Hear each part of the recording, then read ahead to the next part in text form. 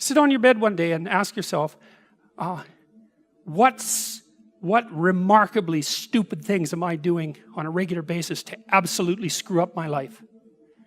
And if you actually ask that question, but you have to want to know the answer, right? Because that's actually what asking the question means. It doesn't mean just mouthing the words. It means you have to decide that you want to know.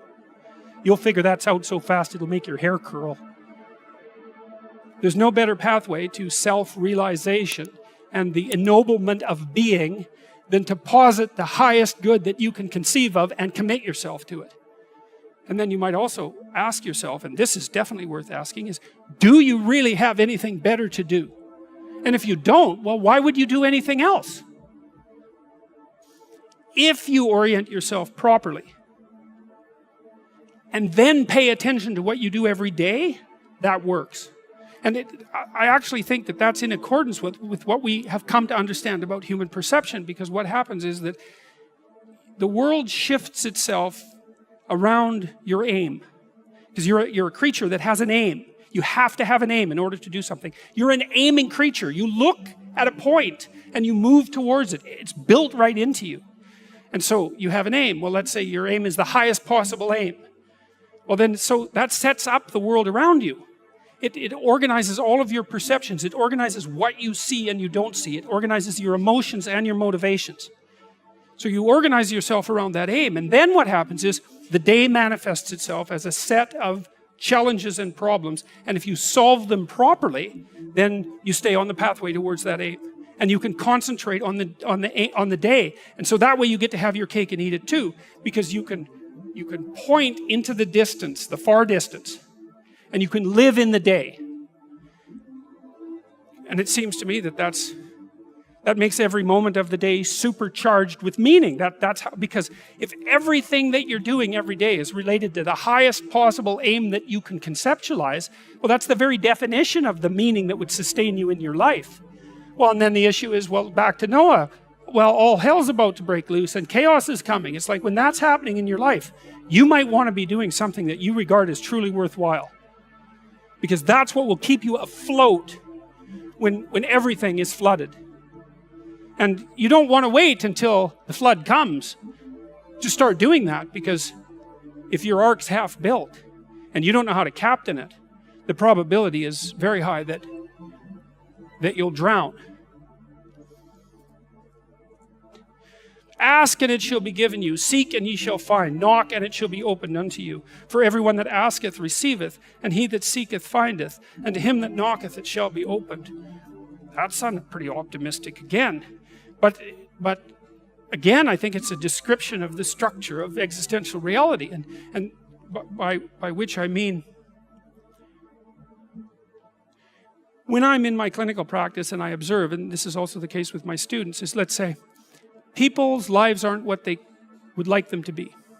And so then you ask, why?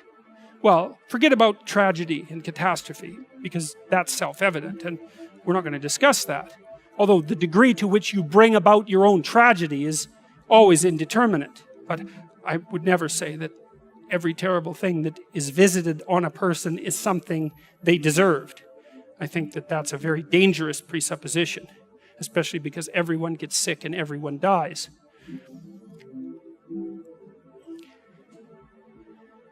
But one of the main reasons that people don't get what they want is because they don't actually figure out what it is. And the probability that you're going to get what would be good for you, let's say, which would even be better than what you want, right? Because, you might be wrong about what you want easily. But maybe you could get what would really be good for you. Well, why don't you? Well, because you don't try.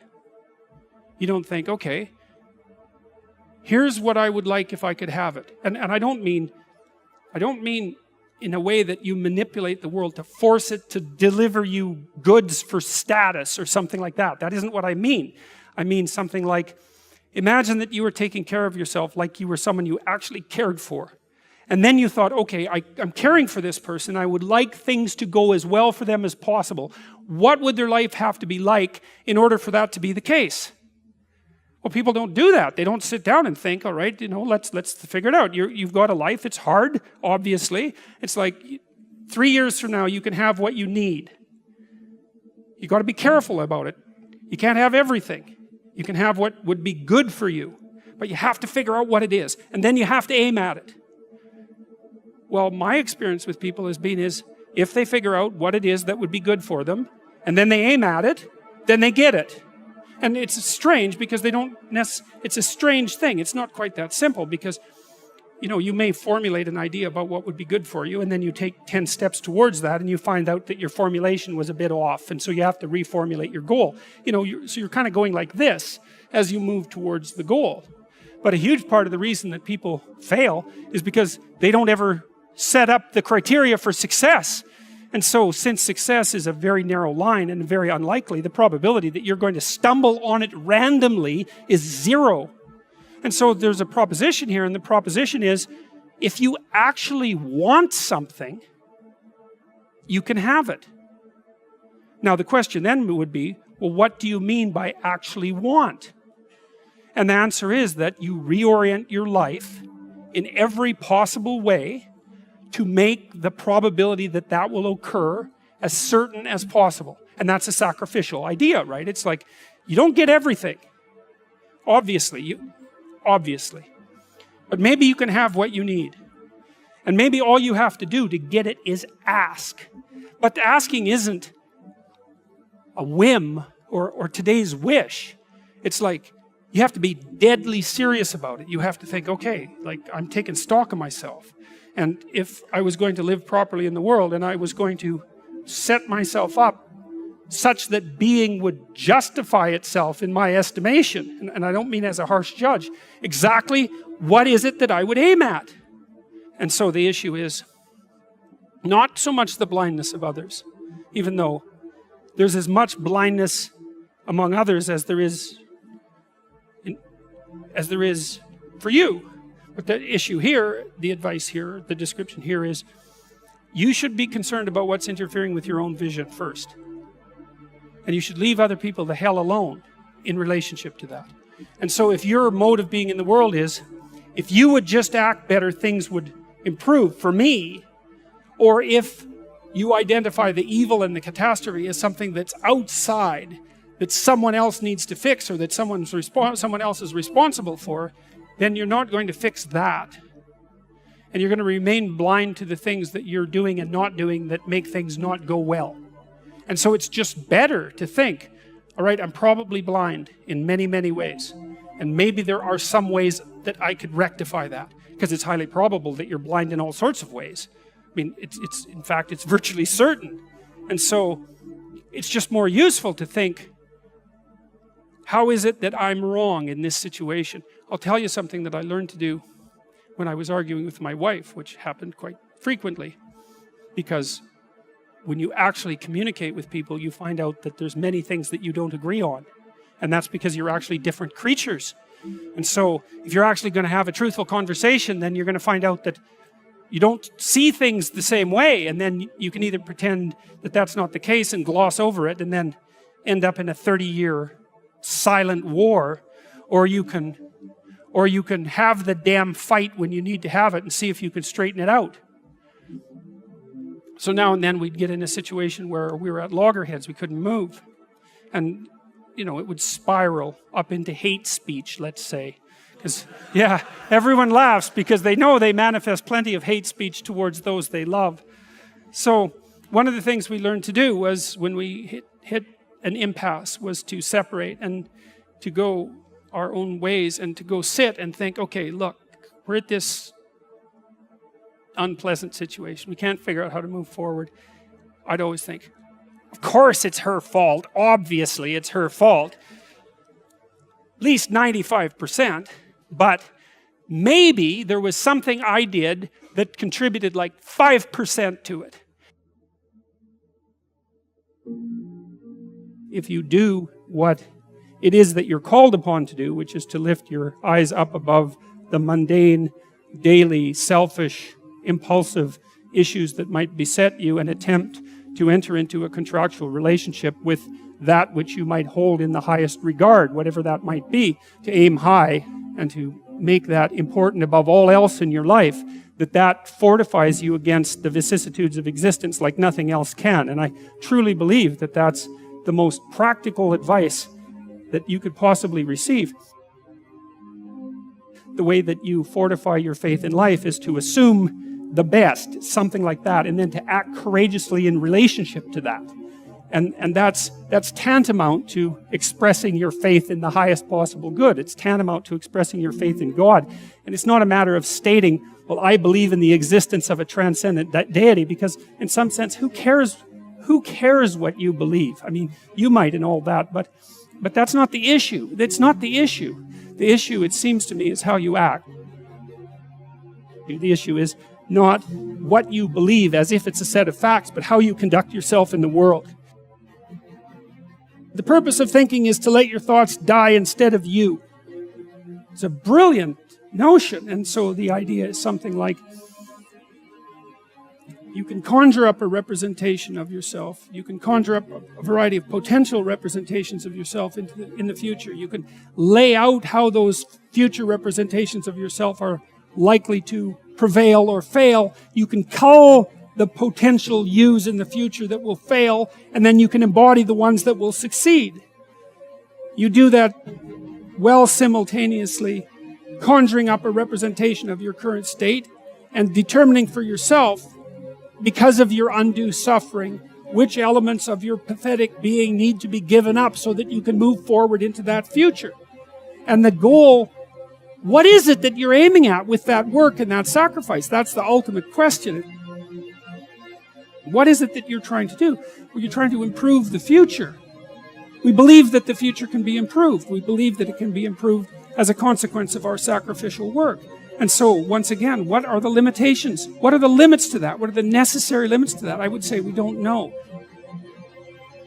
We conjured up this remarkable idea. The future exists. We can see it even though it's only potential. We can adjust our behavior in the present in order to maximize our probability of success in the future. How best to do that? Well, the idea is something like, don't hesitate to offer the ultimate sacrifice if you want the future to turn out ultimately well.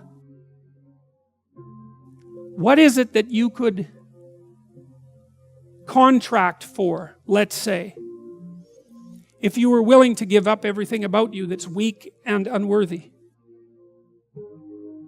The proper sacrificial attitude produces a psychological state and then a social state that's a manifestation of that attitude that decreases the probability that the world will careen into hell and increases the probability that people will live high quality, meaningful, private lives in a society that's balanced and capable of supporting that. And none of that seems to me to be questionable, really. I also don't think it's anything that people don't actually know.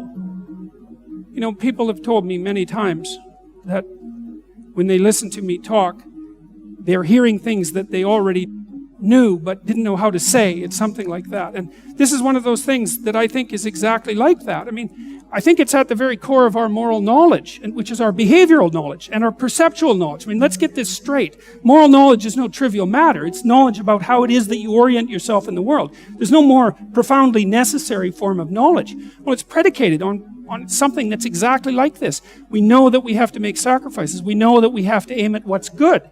So then why isn't that we don't aim at what's best and make the sacrifices that are necessary in order to bring that into play? I think it seems to me that in some sense that's self-evident. The question is why we don't do it, but there's answers to that too. Life is hard, and it hurts people. It's rife with limitation, and some of it's arbitrary, and some of it's unjust, and some of it's worse, some of it's malevolent, which is even worse. It's not surprising that that combination of vicissitude can turn people against being. But I think even when that happens, and even when people have the kind of history that if they revealed to you, you would say, well, it's no wonder you turned out that way. The people who turn out that way still know that it's wrong. They still know that however deep their own suffering, however arbitrary their own suffering, however much that's caused by the malevolence of others, as well as the tragedy of existence, that does not in any way justify their turning away from the good. And I believe everyone knows that.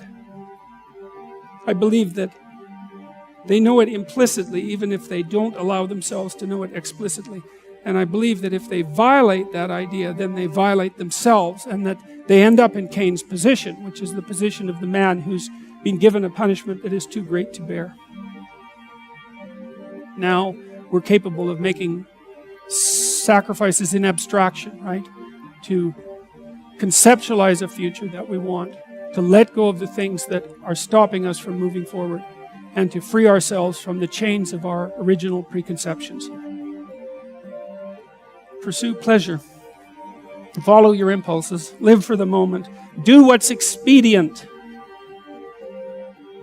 A mountain is something you have to climb, and you have to climb to the pinnacle of a mountain, and the mountain is up, right? And the mountain stretches up to heaven, and it's a long journey to specify the right place on the highest pinnacle. And that's symbolic, because of course it's a pinnacle that you're always trying to reach, just like you're always trying to aim. You're always trying to climb upward. At least that's the theory. It depends to some degree, of course, on your definition of upward.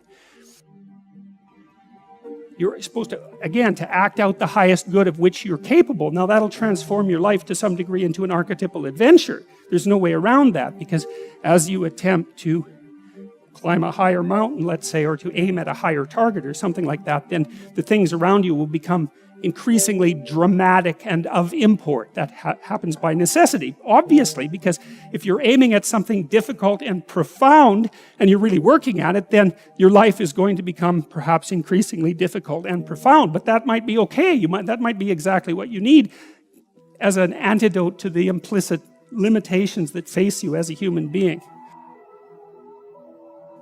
The good father is precisely someone who is willing to sacrifice his child to the ultimate good. You have a moral obligation as a parent to encourage your child to go out into the world, right? And to be whoever they can be. To be the best they can possibly be. And in doing that, you're encouraging them to pursue the good. You're sacrificing them to the good. You're not keeping them for yourself selfishly. You're telling them that they can go out and live their life and live it properly. You don't want for your son what it is that you want for him. You want for your son what would be best for him and for the world. And you let go in precise proportion to your desire to have that happen. When you have an infant, you do everything for the infant, because the infant can do nothing for him or herself. But as the infant matures and is increasingly capable of doing things for him or herself, then you pull back, right? You pull back, and every time the child develops the ability to do something, you allow them or encourage them to do it, and you don't interfere. So if your child is struggling getting dressed, well, obviously there's some times that you help them, but mostly you let them learn so that they can know how to do it in the future. That's better for you, and it's certainly better for them. There's a rule if you're working with the elderly in an old age home, and the rule is something like, don't do anything for any of the guests, let's say, that they can do for themselves, because you compromise their independence. And so as a mother, you pull back and you pull back, and you let your child hit him or herself against the world, and you fail to protect them. But by failing to protect them, you encourage and ennoble them to the point where you're no longer necessary. Now, they may still want to see you, and it would be wonderful if that was the case, but the point is that you're supposed to remove yourself from the equation by encouraging your child to be the best possible person that person can be. And you sacrifice your desires, all of your desires, to that, your personal desires, even your desires for your child in relationship to you.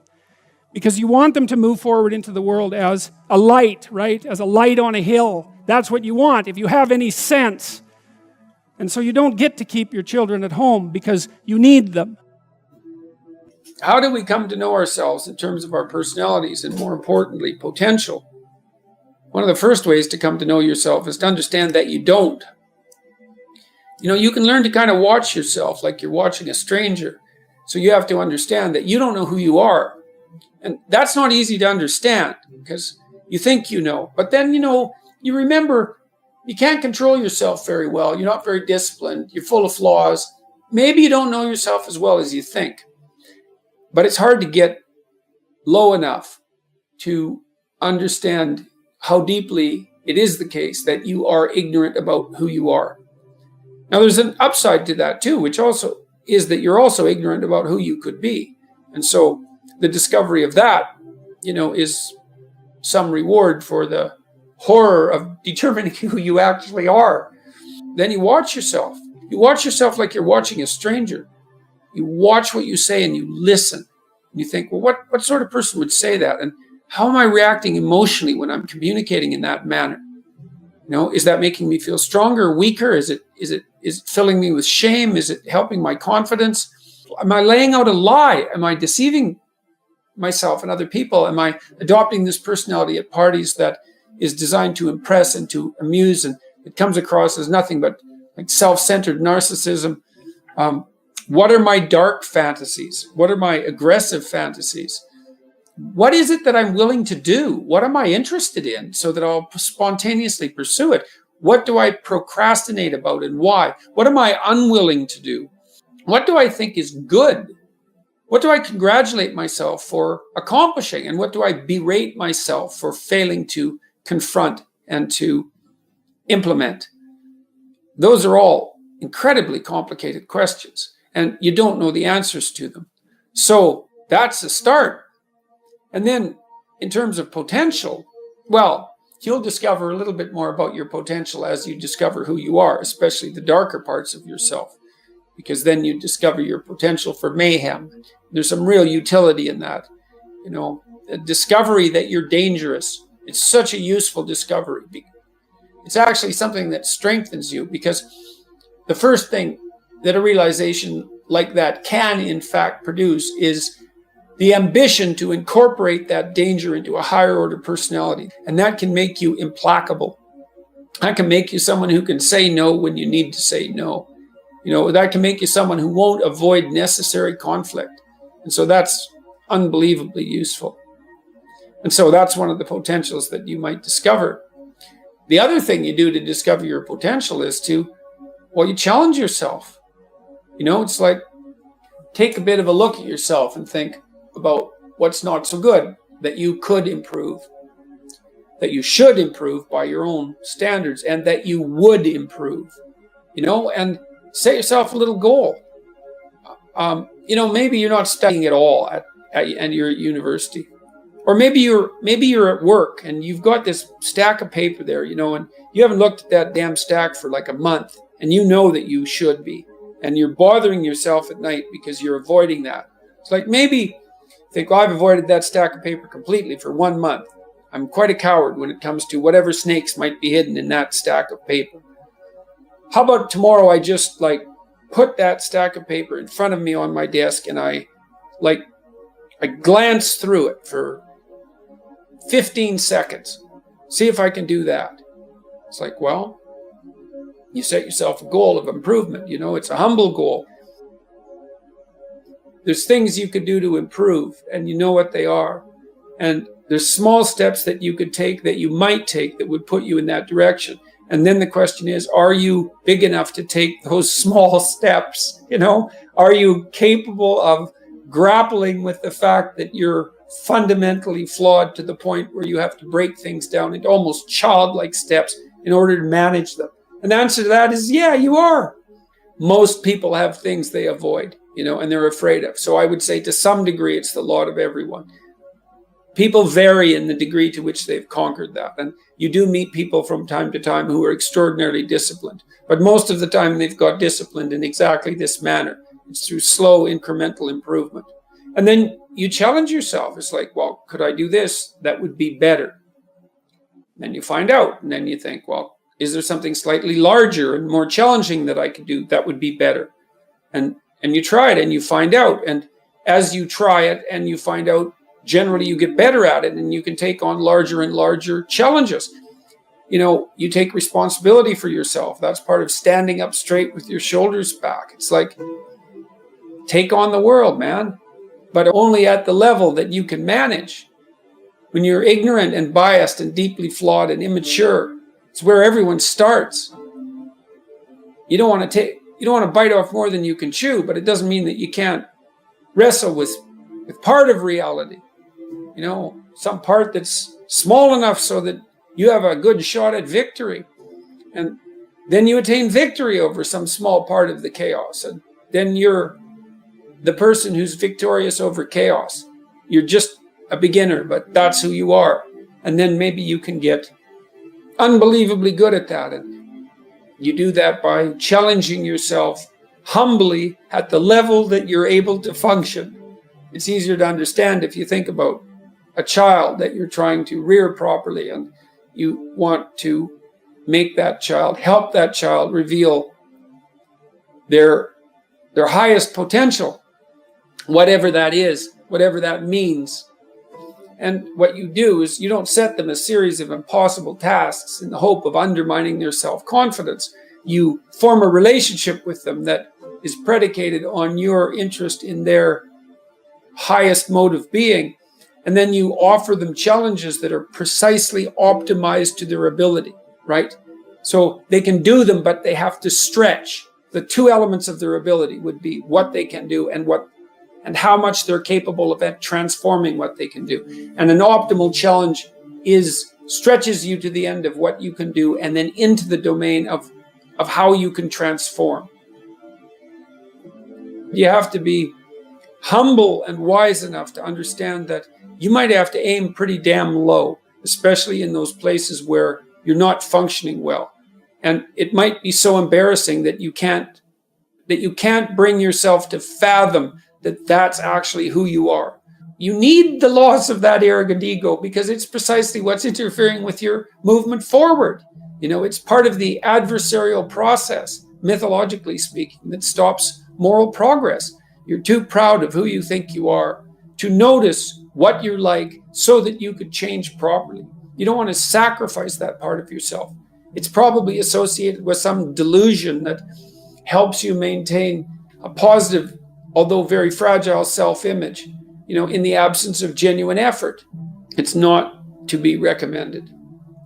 So you know yourself by watching and paying attention. It's not thinking exactly. It's not imagination.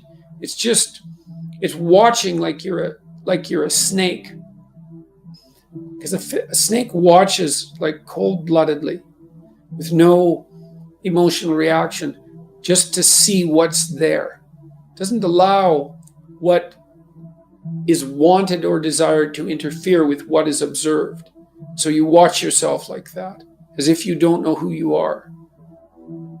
Well, that's the beginning. And then you challenge yourself continually to see how far past yesterday you can push today and tomorrow, and to continually experiment with expanding the domains not only of your competence but of your ability to increase that competence. The upper limit to that is proportional to the moral effort that you put into it. The more that's guided by the highest of all possible visions, right? The alliance with the highest of all possible conceivable good. The more it's accompanied by truth in speech and action, the more you will develop your potential. And I believe that potential to be as unlimited in the upward direction, more unlimited in the upward direction than it is unlimited in the direction that brings people to the political and social hells that so often characterize the world that we inhabit. And so you also, I suppose, have to be willing to undertake that as an adventure, because it's a hell of a thing to bear that kind of responsibility. It takes a person out of the ordinary. It takes them out of themselves. But there's deep meaning to be had in it, and there isn't anything better that you can do. There's this old idea that you go into the abyss. It's an idea that you can gaze into the abyss. You gaze long, and what you find in the abyss is a monster. That's the dragon at the bottom of the abyss, let's say. That's Satan himself, for that matter. But if you go into that as deeply as you can, what you find is you find your fragmented father in a comatose condition, in a desiccated and and separated condition. And then you revivify that. Well, what does that mean? It means something. It means that if you look in the darkness, you find the light. That's one thing it means. And that the light really stands out against the darkness, but that the light is to be found in the darkness. So that's a very interesting thing. That's a quest narrative. But it means more than that. It means something fundamental. So we know, for example, that if you take yourself out of your current state of predictability and safety, and you put yourself in a new situation, you'll learn, right? You'll incorporate new information. So that's a cognitive issue. But that isn't all that happens. What happens is that new genes turn on within you and code for the production of new proteins. And that happens neurologically. New parts of you turn on. And so the idea is that if you can move yourself out into the world and push yourself out against a maximum array of challenges, more and more of you turns on. And then the question would be, well, what would you be if all of you that could be turned on was turned on? And the answer would be, you would be the resurrection of the ancestral father. That's what you would be. And so that's why Christ says, I am the way and the truth and the life, and no one comes to the Father except through me. What that means is that if you take on the unbearable burden of being voluntarily, then that transforms you into the ancestral father. And that's true. And so that's unbelievably optimistic. It's so interesting because it's dark beyond belief. Well, the world is characterized by suffering and by malevolence of a depth that's virtually beyond comprehension. But if you choose to comprehend that, what you discover in that is the light that destroys the darkness. And that's really something to discover. There isn't a discovery that's more profound than that. That's the search for the Holy Grail or the Philosopher's Stone, all of that. If you actually want something, you can have it. Now the question then would be, well, what do you mean by actually want? And the answer is that you reorient your life in every possible way to make the probability that that will occur as certain as possible. And that's a sacrificial idea, right? It's like, you don't get everything. Obviously. But maybe you can have what you need. And maybe all you have to do to get it is ask. But the asking isn't a whim or today's wish. It's like, you have to be deadly serious about it. You have to think, okay, like I'm taking stock of myself.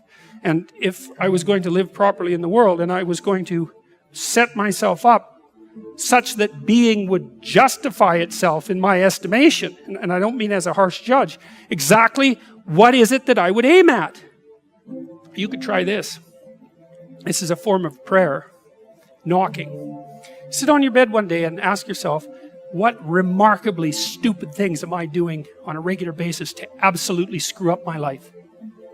And if you actually ask that question, but you have to want to know the answer, right? Because that's actually what asking the question means. It doesn't mean just mouthing the words. It means you have to decide that you want to know. You'll figure that's out so fast it'll make your hair curl. You're perfectly capable of thinking. God only knows how. You're perfectly capable of immense feats of imagination and dream and fantasy. God only knows how you do all of that. What would happen if you consulted yourself about the best possible outcome for you? You might get an answer. In order for us to set things right, we have to understand that we have to take on that burden of ultimate responsibility. Not only as if it's ours, which it is, but as if there isn't anything better that we could do. And you have an ethical obligation to lift the heaviest load you can possibly conceive of. And that's the primary call to adventure in life. You need a meaning in your life to forestall the suffering and to make you strong enough to resist malevolence. Where's the meaning to be found? Rights, impulsive pleasure, and happiness? No. Responsibility? Oh, who would have guessed that? It's not part of the narrative. What makes life worth living is to pick up, take its catastrophe and embrace it and carry it and to realize through that process who you are. When I talk to audiences about the relationship between responsibility and meaning, they inevitably go dead silent. There's not a rustle, there's not a cough. It's like Is that the secret? Is that the secret? Is that it's the voluntary adoption of responsibility? It's like, well, that's the central message of the West. It's like to pick up your cross and bear it, and everyone's been told that, but they don't know what it means because it's not been articulated enough so that it becomes something that's practical. It's like, yes, look at the terrible responsibilities you have right in front of you. Your family is hurting. You're in trouble. There's problems in the world. It's like all of that's right there. And all you have to do is take responsibility for it. And then you've got what you need. It's something so magnificent that happiness pales in comparison. And so it's thin gruel happiness. And young people know that. They're pursuing hedonistic pleasure. And no wonder. But there's nothing in it that's sustaining. And all it does is make you cynical. It's like, that's all there is? Another one-night stand? Another binge party? And it's not like I have anything in principle, against some of that exuberant, youthful hedonism. Look, the universities have turned into places of parties. Why? Well, because that's what the students find best to do there. Well, that's not good. What you want to offer them is a reason to not party. It's like, no, you got to understand. You come to this class hungover. You're not going to be able to get it. You're not going to be able to write properly. You're going to pay a price for that hedonism. It's like, and the price will be too high for you to bear. It's like, oh, well, enough hedonism for me then. Like, I've got something important to do. That's the way out of that. Before you can be a painter who can paint what's beyond mere memory, you have to inculcate that discipline skill. And a lot of that is painful repetition and hard grinding work. It's the sacrifice of the present for the future. But once you manage that, then things open up. That's why we have disciplines, right? I mean, the words aren't there by accident. You have to narrow yourself first, and then you can broaden outward. And so that's part of the process of maturation. That's part of the sacrifice of childhood. Say, in childhood, you're nothing but potential, but it's not realized and you don't know how to realize it. And so then the question is, well, how do you get to a point where you realize the potential? And the answer is, you sacrifice almost all of it to a single direction. And so that's the thing about growing up, is that when you're a teenager and a young adult, you have to sacrifice everything you could have been as a child to be the one thing that you're aiming at. But then that opens up. Everyone in their right mind knows that there's a million ways of doing things wrong, and one way, if you're lucky, to do things right. And so the notion that it's a very, very narrow pathway that you tread upon if you're doing things right, that's wisdom. That's the line between chaos and order that you're supposed to be on constantly, right? It's a very, very thin line, because if you're a little bit too far in one direction, then it's too much chaos. And if you're a little too far in the other direction, then it's too much order. And both of those aren't good. The balance has to be exactly right. And you can feel that. And I truly believe you can feel that. And I think it's your deepest instinct. It's your deepest instinct. And I mean that biologically. I don't mean that metaphorically. I think that your psyche is arranged to exist in a cosmos that's composed of chaos and order. I think that's why you have the hemispheric structure that you have. And then when you feel as if you're meaningfully engaged in the world, when the terror of your mortality strips away and you're engaged and it's timeless, that's the deepest instinct you have telling you that you're in the right place at the right time. And then what you do is practice being there. Practice being there. And that's that narrow spot that's so difficult to find. You wander around it. Maybe if you're lucky, you can watch. You can watch. This is an experiment. Watch yourself for 2 weeks. Like you don't know who you are, because you don't. So watch yourself for 2 weeks and notice there's going to be times when things are proper. They're arrayed properly for you. It's not easy to notice, because when they're arrayed like that, you're so engaged, you don't exactly notice, But you'll see, oh, I'm in the right place. It's like, okay, how'd I get here? What am I doing right? How is it that this could happen more often? I'd like this to happen more often. How would I have to conduct myself in order for that to happen more often? And then you practice that, and then maybe instead of 10 minutes a month or 10 minutes a week, it's like 15 minutes a day, and then it's half an hour a day, and then it's an hour a day, and then it's 4 hours a day. And maybe if you're extraordinarily careful, then you get to a point where you're like that a good proportion of the time. You are not the master of your own house. There are spirits that dwell within you, meaning you have a will and you can exercise a certain amount of conscious control over your being, but there are all sorts of things that occur within you that seem to be beyond your capacity to control. Your dreams, for example, that's a really good example, or your impulses, for example. You might think of those as so foreign from you that you don't even want them to be part of you. But more subtly even, how about what you're interested in, what compels you? Like, where does that come from? Exactly. Because you can't conjure it up of your own accord, So if you're a student and you're taking a difficult course, you might say to yourself, well, I need to sit down and study for 3 hours. But then you sit down and that isn't what happens. Your attention goes everywhere. And you might say, well, whose attention is it then if it goes everywhere? Because you say it's your attention. It's like, well, if it's your attention, maybe you would be able to control it, but you can't. And so then you might think, well, Jen, just exactly what the hell is controlling it? And you might say, well, it's random. Well, it better not be random. I can tell you that. That happens to some degree in schizophrenia. There's an element of randomness in that. It's not random.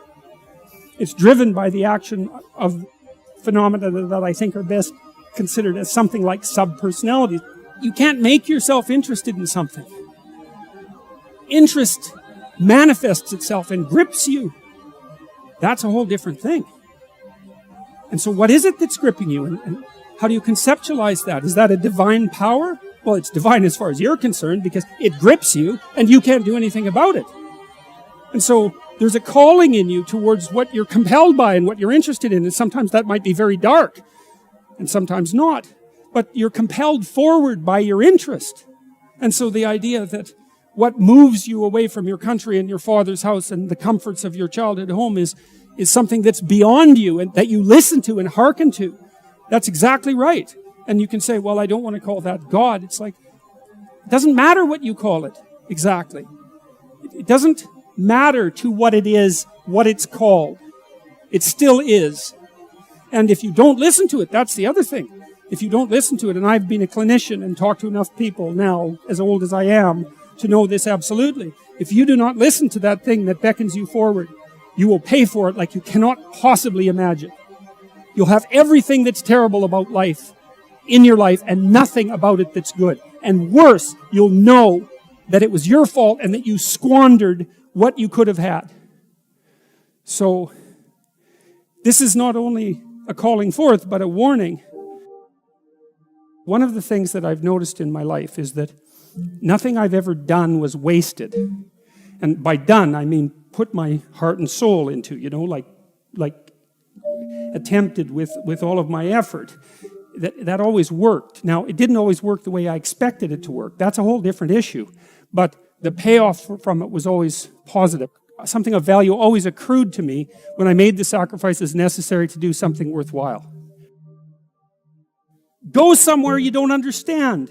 You have to go into the unknown. And that's God's first command. Go into the unknown. Because you already know what you know. And that's not enough unless you think you're enough.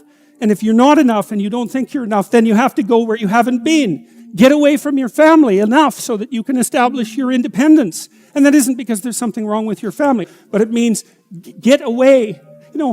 I talk to people very frequently whose families have provided them with too much protection. And they know it themselves. And that means they're deprived of necessity. And you have to get yourself away from your dependency in order to allow necessity to drive you forward. And that's to become independent and to become mature. We've been fed this unending diet of rights and freedoms, and there's something about that. There's something about that that's so pathologically wrong. And people are starving for the antidote, and the antidote is truth and responsibility, right? And it isn't because that's what you should do in some I know better or someone knows better for you what you should do sense. It's that's the secret to a meaningful life, and without a meaningful life, then all you have is suffering and nihilism and despair and all of that and self-contempt. And that's not good. And it's necessary for men to stand up and take responsibility. If you were able to reveal the best of yourself to you in the world, that you would be an overwhelming force for good, and that whatever errors might be made along the way would wash out in the works. If you forthrightly pursue that which God directs you to pursue, let's say, that all things are possible. And so we don't know the limits of human endeavor. We truly don't. And it's premature to put a cap on what it is that we are, what it is that we're capable of. And so you know, you're already something, and maybe you're not so bad in your current configuration. But you might wonder, if you did nothing for the next 30 years except put yourself together, just exactly what would you be able to do? And you might think, well, that's worth finding out. But of course, that's the adoption of responsibility. There's lots in the world to fix. Everything that bothers you about the world and about yourself should be fixed, and you can do that. I have a friend. He lives in Montreal. His name is James Simon. He's a great painter, and he's taught me a lot of things. He's helped me design my house and beautify it. And I bought some paintings from him a couple of years ago, and he did this series of paintings where he went around North America and stood in different places, and then he painted the view from here down. And so it's his feet planted in different places, on roads, in the desert, on the ocean. Yeah, well, you know, he was trying to make a point, and the point was that wherever you are, it's worth paying attention. And that's because, you know, so all these places that he visited, he looked at exactly where he was, standing by the side of the road in the desert. Sort of mundane in some sense, but then maybe he put 40 hours into that painting, you know, and it's very, very realistic painting with really good light. And what he's telling you as a painter is everything is worth paying attention to an infinite amount, but you don't have enough time. And so the artist does that for you, right? The artist looks and looks and looks and looks and looks and then gives you that vision. And so then you can look at the painting and it reminds you that everything that there is right where you are. And that's a hard thing to realize, but it's actually true. And so I've been telling people online in various ways and in lectures that they should start fixing up the world by cleaning up their room. How you would like your life to be, what you would like your character to be 3 to 5 years down the road, if you were taking care of yourself like you were taking care of someone that you actually cared about. So you kind of have to split yourself into two people and treat yourself like someone you have respect for and that you want the best for. And that's not easy because people don't necessarily have respect for themselves and they don't necessarily want what's the best for themselves because they have a lot of self-contempt and a lot of self-hatred, a lot of guilt. I think you have an obligation. It's one of the highest moral obligations to treat yourself as if you're a creature of value. How you would like your friendships to be conducted. Because it's useful to surround yourself with people who are trying to move forward and more importantly, who are happy when you move forward and not happy when you move backwards. Not when you fall, that isn't what I mean, but when you're doing self-destructive things, your friends shouldn't be there to cheer you on. You look at the world through a story. You can't help it. And the story is what gives value to the world, or the story is what you extract from the value of the world. You can look at it either way. You're somewhere and it's not good enough. Right? That's the eternal human predicament. Wherever you are isn't good enough. And to some degree, that's actually a good thing, because if it was good enough, well, there's nothing for you to do. So it's actually maybe a good thing that it's insufficient. And that might be why sometimes having less is better than having more. And I don't want to be a Pollyanna about that. I mean, I know that there's deprivation that can reach to the point where it's completely counterproductive. But it isn't always the case that starting with little is... If you start with little, you start with more possibility. It's something like that. So you move always from what's unbearable about the present to some better future, right? And if you don't have that, then you have nothing but threat and negative emotion. You have no positive emotion, because the positive emotion is generated in the conception of the better future and then the evidence that you generate yourself that you're moving towards it. That's where the positive and fulfilling meaning of life comes. So you want to set up this structure properly. It's very, very important. And so what it means is that you want to be going somewhere that's good enough so that the going is worth the while. And you can ask yourself that. And, well, we know what's wrong with life. It's rife with suffering and insufficiency and deception and evil. It's all of that, obviously. Okay, what would make the journey worthwhile? Well, you can ask yourself that. It's like, all right, in order to bear up under this load, what is it that I would need to be striving to attain?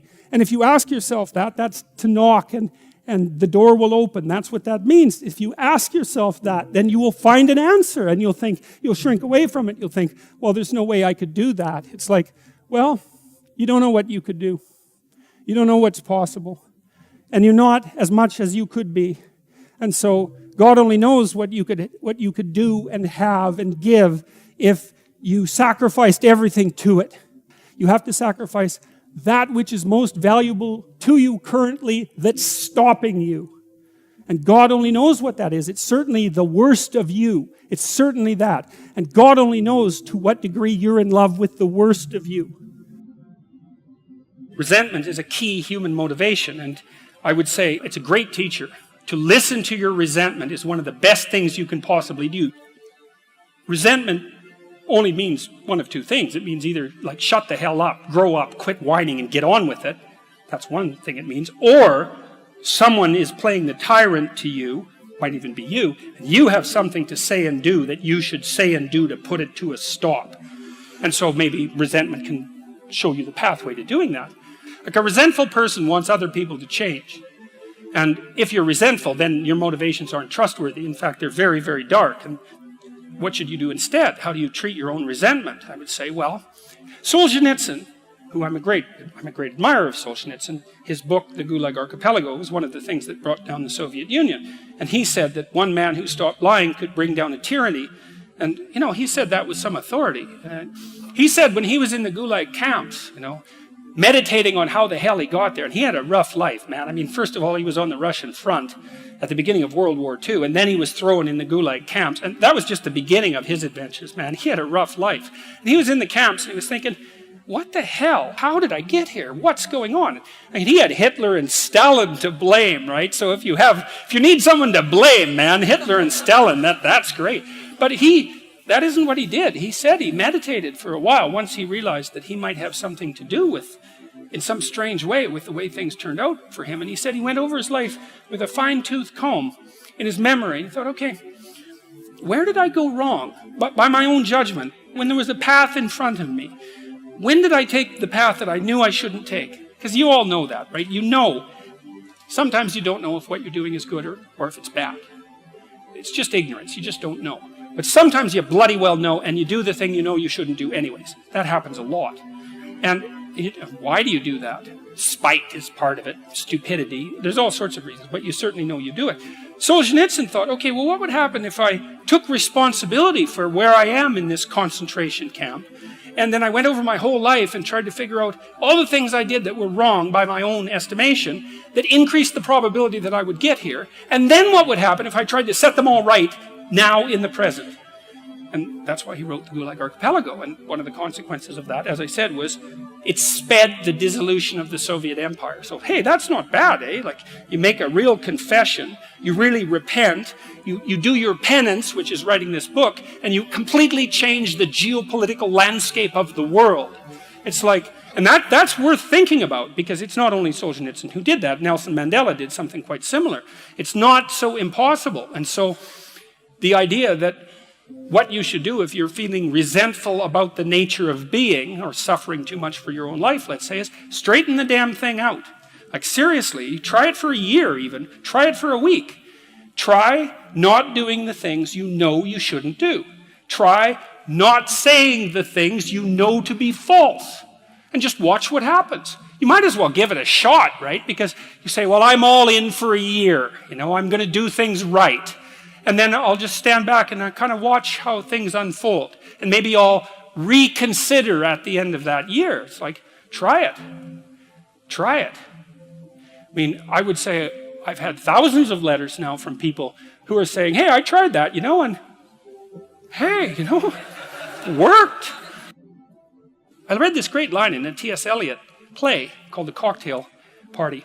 And in it, this woman comes up to a psychiatrist and she says, I'm having a really rough time of it. I'm suffering badly. My life is not going well. And then she says, I hope that there's something wrong with me.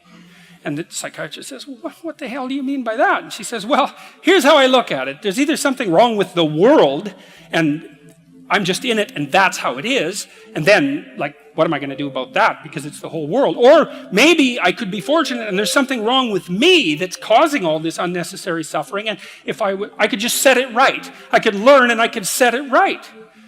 And so, I've been thinking about that for a very long time. And I think, well, if your life isn't going the way it is, you can find someone else to blame, which is pretty convenient for you and also relatively easy. Or you could think, okay, I don't like life. I don't like the way my life is unfolding. Maybe I don't like life in general because it's tragic and tainted with evil. How do I know if my judgment is accurate? And the question is, well, have I really done everything I possibly could to set my life straight? Because maybe I shouldn't be judging its quality or the quality of life itself or being itself for that matter if I haven't done everything I possibly could to set my life straight.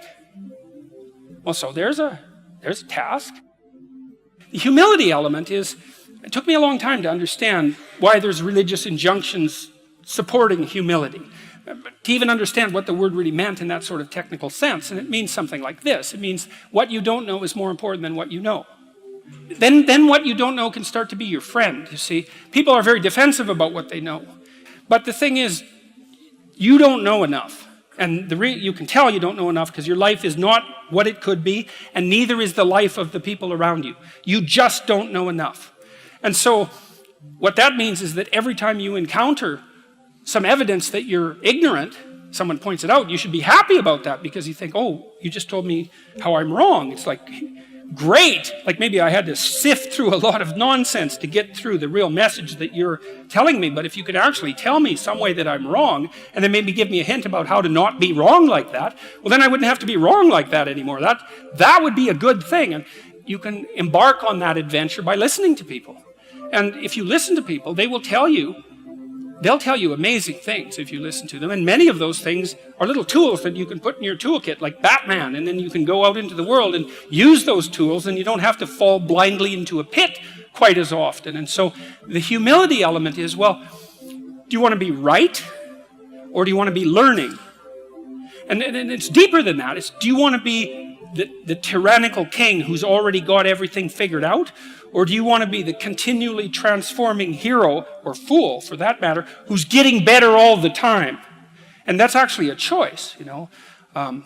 It's a deep choice. And it's better to be the self-transforming fool who's humble enough to make friends with what he or she doesn't know and to listen when people talk. And listening is a transformative exercise. Like if you listen to the people in your life, for example, if you actually listen to them, they'll tell you what's wrong with them and how to fix it and what they want. They can't even help it if you start listening, because people are so shocked if you actually listen to them that they tell you all sorts of things that they might not have even intended to, things they don't even know. And then you can work with that. And the other thing that's so interesting, you know, now and then you have a meaningful conversation, right? You have a good conversation with somebody, you walk away and you think, geez, you know, we really connected, and I know more than I did when I came away from that conversation. And during the conversation, you're really engrossed in it. And that feeling of being engrossed is a feeling of meaning. And the feeling of meaning is engendered because you're having a transformative conversation. So your brain produces that feeling of meaning for you. It says, oh yeah, this is exactly where you should be right here and now. It's the right place and time for you. And that's a great place to occupy. And so a good conversation where people are listening has exactly that nature. And the reason it has that nature is because it is in fact transformative. It's one of the truisms of clinical psychology. Like if you're a clinical psychologist, a huge part of what you do is just listen to people. It's like, you know, they come in, they're unhappy and they'd rather not be, something like that. You say, well, why do you think you might be unhappy?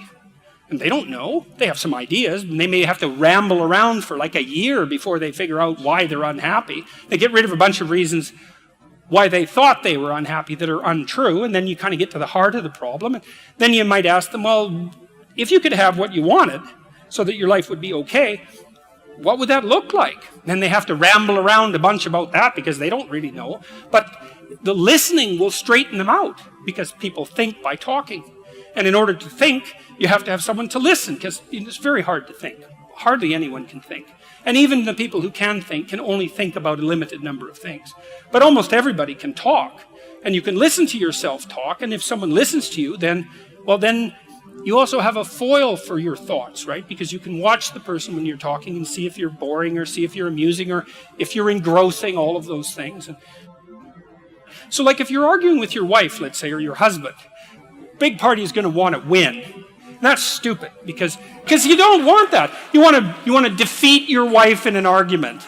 Oh, well, great. Like if she was going to disappear tomorrow, no problem. But like you're going to like live with defeated, miserable her for the next week? That's no good. So you listen and you think, okay, well, here's what I think you said, and maybe you even make it a little stronger and more elaborated than was the case with the original utterance, so that you get the damn argument right. Because you don't want to win, you want to fix the problem. That's the winning.